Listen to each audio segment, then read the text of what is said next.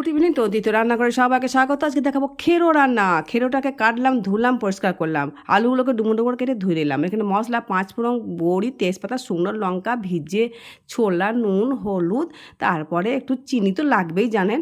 আলুটাতে নুন হলুদ মাখিয়ে কড়াই তেল গরম করে লাল লাল করে ভেজে তুলে নিলাম, বড়িগুলোকেও তাই ভেজে তুলে নিলাম। এবার এই মশলাগুলোকে দিলাম, দিয়ে আলু ভাজাটাকে যেটা ছিল সেটাকে দিয়ে দিলাম, খেরোটাকেও দিয়ে দিলাম, দিয়ে দিলাম ছোলা ভিজেটাকে। চলো নাড়াচাড়া করো, নাড়াচাড়া করো, একটুখানি কষাও। এবার জিরেতে আর ধনেতে 1 চামচা গুঁড়ো দিয়ে দিলাম, টমেটো দিয়ে দিলাম, হলুদ, নুন, একটু পরিমাণ মতো চিনি, যেমন খাবেন মিষ্টিটা দিয়ে দেবেন।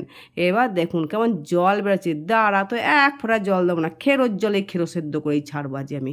ব্যাস ফাটাফাটি সেদ্ধ হয়ে যাচ্ছে। এদিকে এটাকে বড়িটাকে আমি গুঁড়িয়ে নিলাম হামালদির সাথে, জল বেশ মরে গেল, একটা বাটিতে তুলে নিলাম। ভাজা মশলাটা দিয়ে দেবেন, গন্ধটা হেভি উঠবে। এরপরে দিয়ে দিলাম বড়িটাকে, ব্যাস 1 থালা ভাত। আন আন